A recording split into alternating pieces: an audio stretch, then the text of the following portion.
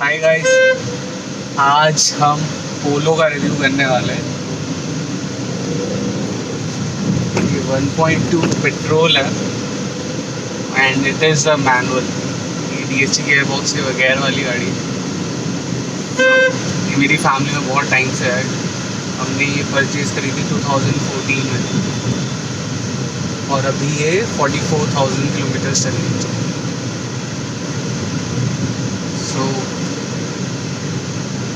इसके सबसे पहले तो इसकी थोड़ी मैं स्टीयरिंग की बात करना चाहूँगा कि मतलब पोलो हमेशा इसलिए जानी गई है कि उसकी स्टीयरिंग बहुत ही प्रेसाइज और गाड़ी चलाने में बहुत मज़ा आता है बहुत। एंड गाड़ी की डायनामिक्स ऐसी है कि आप कितना भी रफ चाहे चला सकते हैं इसमें। आप फन करना चाहो तो आप इसमें बहुत मज़े के साथ कर सकते हैं और यही इसकी सबसे बड़ी USP है।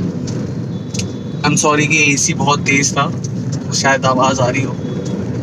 ये इसकी सबसे बड़ी USP है कि ये आपको कनेक्टेड रखती है रोड से। आप बहुत कॉन्फिडेंटली इसमें गाड़ी को भगा सकते हैं। जो भी एंथुसियास्ट लोग हैं उन लोगों को ये गाड़ी इसलिए बहुत ज़्यादा पसंद आती है क्योंकि इसकी ड्राइविंग डायनामिक्स ऐसी है कि ये आपको कहीं से भी अपना हाथ छोड़ रखा है, गाड़ी अभी भी सीधी चल रही है। ये इसका प्लस पॉइंट है कि गाड़ी मैन्यूवर करने में बहुत स्ट्रॉन्ग है। और इसके इंजन की बात करूँ तो ये 1.2 सीसी का इंजन है इसके अंदर। सबसे बड़ा कंफ्यूजन मैं एक चीज़ और बताता हूँ इस कार की कुछ चीज़ें बड़ी आपको अटपटी सी लग सकती है फर्स्ट टाइम में। जैसे कि इसके इंडिकेटर्स का बटन इस तरफ दिया हुआ है। अब अपन अगर कोई इंडियन वाली ब्रांड की कार चलाते हैं तो आप जनरली आदत में होते हो कि यार राइट साइड से इंडिकेटर आता है और उसके चक्कर में आप इसके वाइपर ऑन कर देते हो। क्योंकि मुझे तो काफ़ी टाइम हो गया है इसलिए मेरे को ये प्रॉब्लम नहीं आती। हाँ, बट ये फिर भी मतलब कुछ लोगों के लिए बहुत बड़ा इरिटेटिंग सा पॉइंट हो जाता है स्टार्टिंग में। बस starting after 2-3 hours you like okay ठीक है, मेरे को पता है इधर है स्टीयरिंग का मतलब इंडिकेटर के कंट्रोल्स। इंजन इसका 1.2 सीसी का है। I am not so sure कि कौन सा वाला ये TSI मोटर है या फिर एक इनकी MPI मोटर भी आती है। MSI या MPI मोटर आती थी। तो इनमें क्या पावर का डिफरेंस है। अगर ये MPI है तो it would be producing around 75 bhp of power and 110 newton metre का टॉर्क। बट मुझे ये पावर में कम फील नहीं हो रही, तो मेरे को लग रहा है ये 1.2 TSI है with a power of around 105 bhp and इसका टॉर्क अराउंड 140। ब्रेकिंग की बात करूं तो काफ़ी श्योर फुटेडली जो रुकना होता है ना गाड़ी का वैसा है इसका। ऑल्दो इंजन की साउंड बहुत तेज़ है। मतलब मैं खुद पर्सनली हुंडई चलाता हूँ and Hyundai is known for its engine के वो बहुत ज़्यादा रिफाइंड होते हैं और वही केस यहाँ पे मुझे महसूस नहीं हो रहा क्योंकि मैं एकदम से रेव करता हूँ और मेरे को आवाज़ अच्छी से आती है। इवन तो इट्स अ पेट्रोल। डीजल होती है तो डीजल का क्लैटर समझ में आता है, बट हाँ ऑल्दो ये तो बेकार नहीं है। थोड़ा स्पोर्टी जिन लोगों को इंजन की पावर सुनने में मज़ा आता है उन लोगों को इसको सुनने में कोई प्रॉब्लम भी नहीं आएगी और इनको उल्टा मज़ा ही आएगा कि यार पावर फेंक रही गाड़ी इस सेंस में। तो इट्स फाइन, बट हाँ कभी कभी अनोइंग हो जाता है क्योंकि समटाइम्स रात हो रखी है या कुछ हो रखा है, आप एकदम से मतलब पावर की डिलीवरी ऊपर नीचे करोगे तो वो इंजन का क्लैटर अंदर तक सुनाई देगा। और हाँ, इसकी एक बात है कि जब ड्राइव करते हैं ना तो ये बहुत पॉलिश्ड ढंग से चलती है। और जो पुरानी होगी थोड़ी इधर उधर से रैटल्स की आवाज़ आ रही है मुझे, बट स्टिल मुझे इसकी ड्राइविंग में एक इम्बैलेंस सा फील नहीं हो रहा एकदम से। ठीक है, गड्ढे हैं, अंडुलेशंस हैं, बट इट्स नॉट कि एक तरफ एकदम से रिएक्ट कर रही गाड़ी या ऐसा कुछ। ये जितना हो सकता है बैलेंस होकर चलने की कोशिश कर रही है और वो बहुत अच्छी चीज़ है इसकी। अभी मैंने इसे थर्ड गियर में थोड़ा धीरे करने के बाद फिर से उठाया, अराउंड 20 के ऊपर फिर से खींचा इसे। रिस्पॉन्स अच्छा था। मतलब मुझे वेट करना नहीं पड़ रहा कि अब पावर देगी, अब पावर देगी, नहीं, ऐसा कुछ नहीं है। इट्स लाइक पावर एकदम से आती है। अभी मैं एकदम धीरे करके एक बार ही सेकंड गियर पे फिर से लेके देखता हूँ। मतलब बिलो 2000 आरपीएम भी ऐसा नहीं है कि कोई लैग महसूस हो रही, जो कि मुझे मेरी गाड़ी में पर्सनली फील होता है कि एक इनिशियल रिस्पॉन्स होता है, वो गाड़ी टाइम लेके रिस्पॉन्ड करती है, वो इसमें वो प्रॉब्लम नहीं हो रही मुझे। इट्स लाइक अगर मैं पेडल पे अपना पैर मार रहा हूँ तो मुझे पावर की डिलीवरी एकदम इंस्टेंट ही मिल रही है। तो वो चीज़ इसके बारे में बहुत अच्छी है कि इसमें कोई लैग ऐसी फील नहीं होती। लो गए इस पे भी, मैंने सेकंड गियर पे उठाया था इसे और ये काफ़ी अच्छी चली है। देखिए ऑल तो बहुत साउंड करती है। इसके इंजन की साउंड थोड़ी कम हो सकती थी एज सच।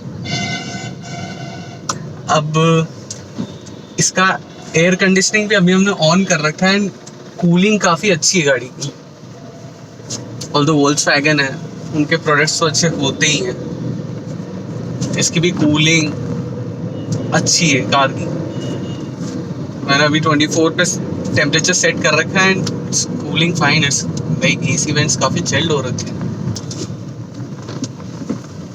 अभी मैंने इसे थर्ड गियर पे उठाने की कोशिश करी थी, थोड़ा हल्का सा ये थोड़ा सा क्या कहते हैं, थोड़ा सा ये अटकी थी, मतलब थोड़ा सा इसमें प्रॉब्लम होने लगी कि उठ नहीं पाएगी शायद, बट ऑल दो ये उठ गई फिर भी। सो ये चीज़ भी इसकी अच्छी है, इतना धीरे होने के बाद भी थर्ड गियर पे, मतलब ये आपकी एक चीज़ से एक ढंग से गियरिंग को बड़ा आसान बना देती है। क्योंकि अगर आपको बार बार गियर चेंज करने पड़ रहे हैं, क्योंकि सिटी में तो बहुत ट्रैफिक रहता है, तो वो थोड़ा अनोइंग हो जाता है। बट इसमें एज सच इतनी रिक्वायरमेंट नहीं हो, तो मुझे आदत पड़ी है इसलिए मैं शिफ्ट करे जा रहा हूँ कि नहीं चलो ठीक है, वापस नीचे लोअर गियर लगा के देखते हैं।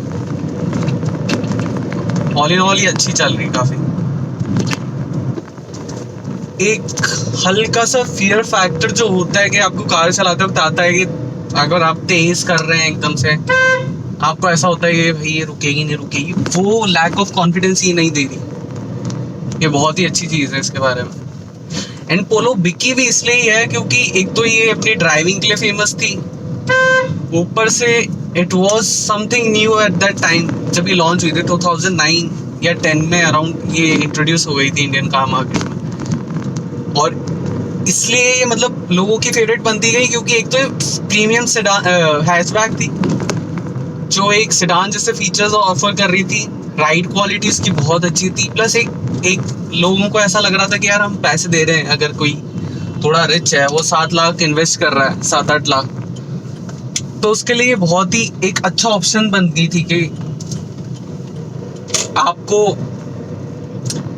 एक सही प्राइस पे काफ़ी प्रीमियम प्रोडक्ट और जर्मन प्रोडक्ट मिल रहा था। और जर्मन लोग जाने जाते हैं, मतलब जर्मनी की जो बहुत सारी मैन्युफैक्चरिंग कंपनीज है, BMW हो गई, वोल्क्सवैगन हो गई, ऑडी हो गई, ये सब जर्मन कार मेकर्स ही हैं और इन लोगों के प्रोडक्ट्स वर्ल्ड फेमस है।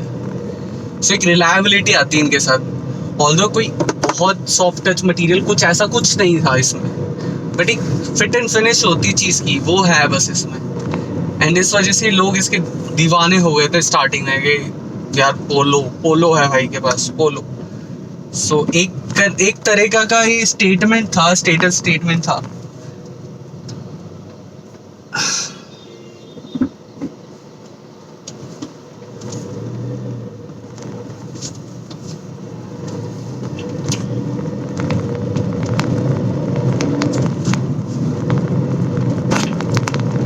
इसको पुल करने का मजा अलग ही है, ये बात तो फैक्ट है। ऑल्दो बहुत तेज आवाज होती है सब है, पर इसको पुल करने का मजा अलग है।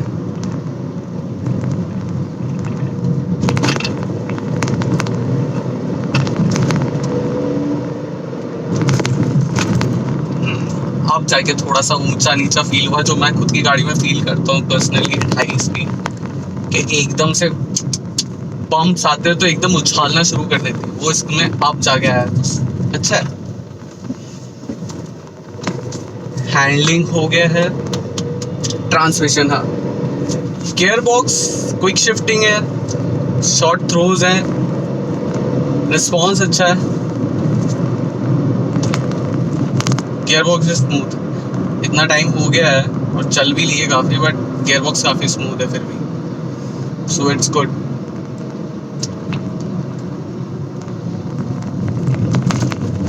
इंजन में कहीं से लैग नहीं लग रही है, इंजन क्वाइट एप्ट है इसके लिए। भाई मैं 4th गियर में हूँ, इसलिए मेरे को 40 पे रिस्पॉन्स हल्का मिला था, बट ऐसे जैसे मैं इसमें थर्ड लगाऊंगा ये बुलेट की तरफ भागेगी। Bullet in the sense gun की बुलेट की तरफ भागेगी।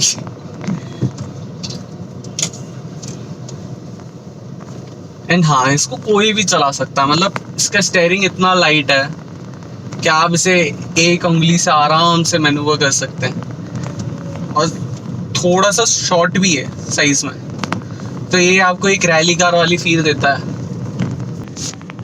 इसकी सिटिंग पोजीशन भी काफ़ी अच्छी है, सारे कंट्रोल्स आपके एकदम पास में हैं, एंड इट इज़ लाइक आपको commanding as well as strong position देती है ये। स्टीयरिंग आप अप एंड डाउन, रीच और रेक दोनों में एडजस्ट कर सकते हैं, सो आपको अपनी दिक्कत नहीं होगी इसमें कोई एकदम अच्छी सिटिंग पोजीशन पाना, बिकॉज सीट्स हाइट एडजस्टेबल भी हैं, और फ्रंट एंड बैक तो आप कर ही सकते हो आराम से। क्योंकि भाई मैं काफ़ी ऊंचा बैठा हूँ, मेरी हाइट के लिए भी मैं काफ़ी ऊंचा बैठा हूँ, सीट नीचे जा सकती है, बट हाँ ऑलरेडी ऊंची हो रखी है, इट्स लाइक मेरे को विजिबिलिटी अच्छी मिल रही है ऐसी पोजीशन में, और ऐसा थोड़ा सा फील भी आ रहा है कि थोड़ी एसयूवी टाइप चला रहा हूँ, सो वो मेरे लिए थोड़ा अच्छा लग रहा है मुझे ऐसे चलाने में। क्योंकि थोड़ी सी कमांडिंग पोजीशन होती है ना, आप गाड़ी को पुश कर पाते हो अच्छे से, यू फील कॉन्फिडेंट इनफ कि यार चल रही है, अच्छे से चला पा रहा हूँ। थोड़ी दबी हुई सेडान लाइक होती है तो थोड़ा कभी कभी ऐसा लगता है कि दिख नहीं रहा कॉर्नर्स वगैरह, बोनट के कॉर्नर्स वगैरह नहीं दिख रहा, अभी भी ऑल्दो नहीं दिख रहा मुझे, बट स्टिल मुझे थोड़ा आइडिया है कि यहीं तक है, so, उस सेंस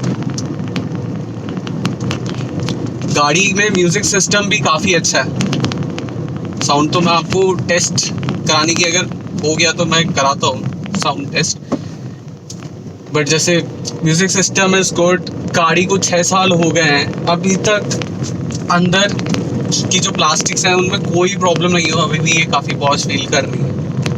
यही एक इसकी अच्छी बात है कि गाड़ी को आप क्लीन रखो, मेंटेन रखो, and it's a good thing कि ये आपको ऐसा फील ना कराए 4-5 साल बाद। कोई भी गाड़ी आपको ऐसा ना फील करानी चाहिए कि भाई पुरानी होगी, जो कि काफ़ी कुछ कंपनीज में ऐसा फील बहुत जल्दी आ जाता है लोगों को कि यार मेरी गाड़ी पुरानी होने लगती है, अंदर से डैशबोर्ड के कलर उतर जाते हैं। तो वो चीज़ इसकी काफ़ी अच्छी है, प्रोडक्ट की क्वालिटी जो पैसा लिया है वो ऑफर भी कर रहे हैं उतनी ही क्वालिटी, सो ये एक अच्छी चीज़ है इसके बारे में।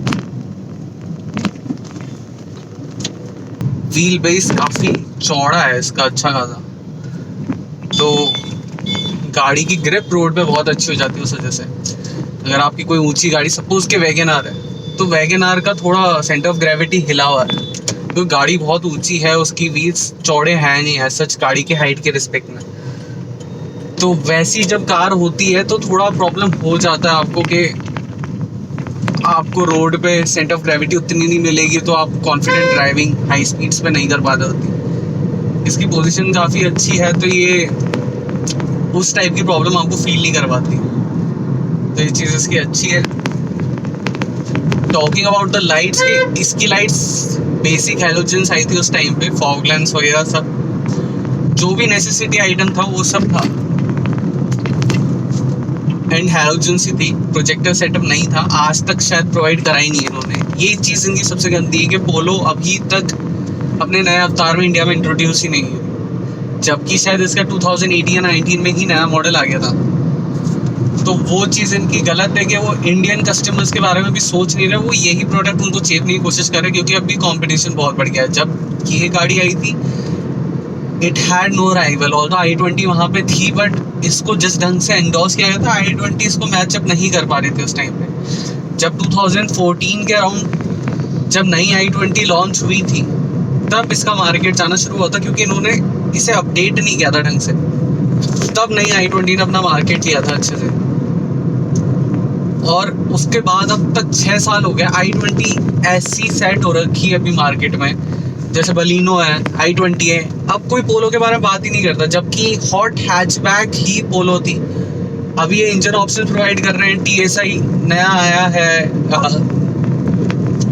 इन्होंने तो DSG गियर बॉक्स भी अब डिसकंटिन्यू कर दिया है, और उसका मेंटेनेंस इश्यूज बहुत थे, तो ठीक है, वो चीज़ सही है कि आपने उसको डिसकंटिन्यू कर दिया।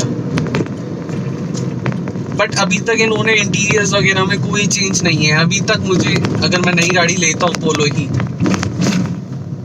तो मुझे फील ही नहीं आने वाली मैंने नई कार ली। और चलो तब आपको तब ना आवे कि आप 1-2 साल बाद ही दूसरी अपनी वही सेम कार ले लो, तब तो आपको वो ऐसी फील नहीं आएगी। बट अब जब इतना टाइम हो गया है, इनको अपडेशन लानी चाहिए थी पोलो में, जो कि ये नहीं लाया। So that's the big negative for polo right now. मैं तो यही चाहूँगा कि जल्दी से जल्दी अपनी नई गाड़ी लॉन्च कर दे इंडिया में, ताकि मार्केट का कंपटीशन बढ़ेगा तो और प्रोडक्ट अच्छे आएंगे। सबसे अच्छी चीज़ यही है, और कंज्यूमर्स के पास ऑप्शंस बढ़ेंगे। होपफुली शायद नेक्स्ट ईयर तक आई जाएगी। ऑल्दो ये इतनी पुरानी है, स्टीयरिंग कंट्रोल्स तब भी इन्होंने प्रोवाइड किए थे, वो बहुत अच्छी चीज़ है इनकी। अभी भी हमारे पास ऑडियो कंट्रोल्स हैं इस साइड पे, so that's a good thing.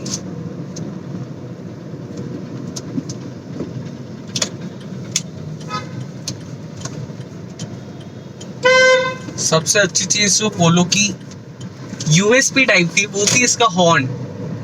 मतलब अगर आप किसी के पीछे चल रहे हो, आपने अचानक से हॉर्न बजा दिया तो मतलब बंदा घबरा जाता था कि कौन सी गाड़ी आई है। एकदम गजब का हॉर्न फिट हुआ था इसमें, और आज तक इसके हॉर्न को बजाने में मजा आता है, क्योंकि रोड में लोग एकदम कट जाते, साइड हो जाते।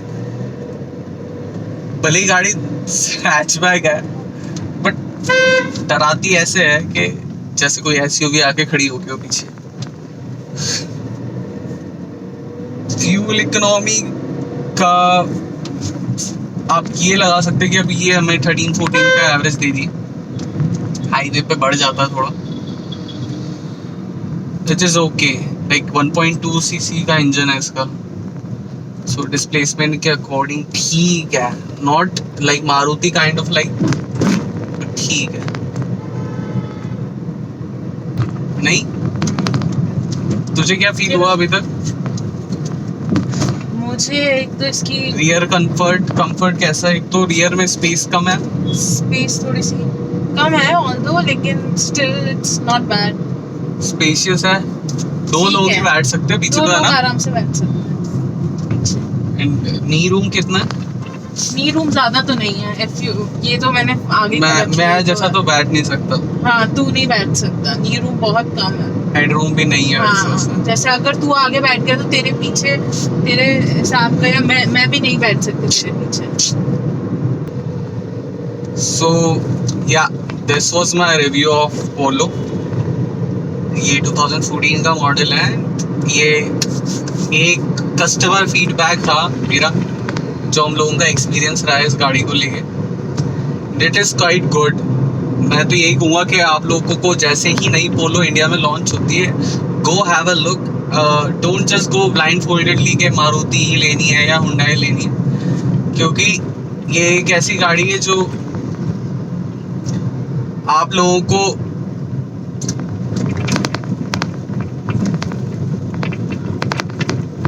जो भी लोग जिनको ड्राइविंग पसंद है, जो ड्राइविंग एंथुसियास्ट है, उन लोगों के लिए ये बेस्ट कार है मेरे रिस्पेक्ट में, क्योंकि